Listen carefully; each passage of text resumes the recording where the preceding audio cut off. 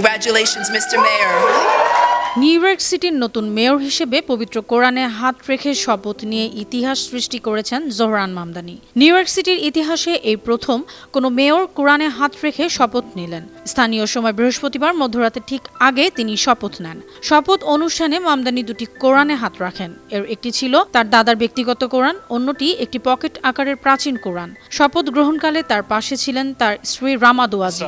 The mayor of the city of New York. The mayor of the city of New York. ব্যতিক্রমী এই শপথ অনুষ্ঠানটি হয় new York city হলের নিচে দীর্ঘদিন বন্ধ থাকা একটি সাবওয়ে স্টেশনে। সাধারণত নিউ ইয়র্কের মেয়ররা বাইবেলে হাত রেখে শপথ নেন, তবে আইন অনুযায়ী কোনো নির্দিষ্ট ধর্মগ্রন্থ ব্যবহারে বাধ্যবাধকতা নেই। তবুও মামদানির এই সিদ্ধান্ত শহরের রাজনৈতিক ইতিহাসে নতুন মাত্রা যোগ করেছে। Congratulations, Mr. Mayor. 34 বছর বয়সী ডেমোক্র্যাট নেতা জোহরান মামদানি নিউ ইয়র্ক সিটির প্রথম মুসলিম মেয়র।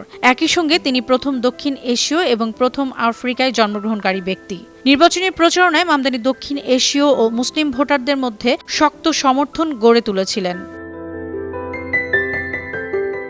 শপথে ব্যবহৃত 200 বছরের পুরাতন কোরআনটি New York public library Schomburg center for research in black কালচারের সংগ্রহে ছিল। বিশেষজ্ঞদের মতে এটি অটোমান আমলের একটি পাণ্ডুলিপি। ধারণা করা হচ্ছে 1800 শতকের শেষ ভাগ এবং 19 শতকের শুরুতে বর্তমান সিরিয়া, লেবানন, ইসরায়েল, ফিলিস্তিনি ভূখণ্ড কিংবা জর্ডানে এ কোরআন শরীফটি সংকলন করা হয়েছিল।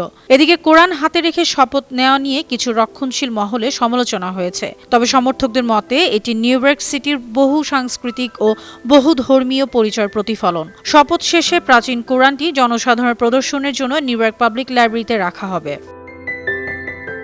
আন্তর্জাতিক ডেস্ক, বানো টিভি।